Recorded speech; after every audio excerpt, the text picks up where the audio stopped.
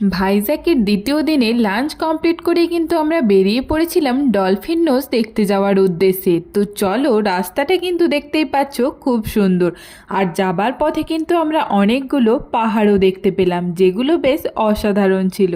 এদিকে গল্প করতে করতে আমরা কিন্তু প্রায় পৌঁছেই গেলাম ডলফিন নোজ লাইট হাউসের কাছে।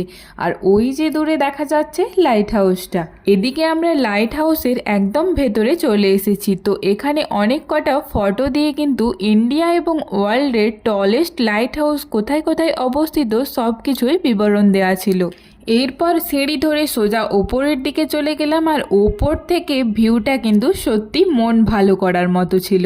একদিকে যেমন ছিল পুরো ভাইজ্যাক শহর, আর অন্যদিকে কিন্তু পুরো নীল সমুদ্র। দেখতেই পাচ্ছ কতটা অসাধারণ লাগছে দেখতে।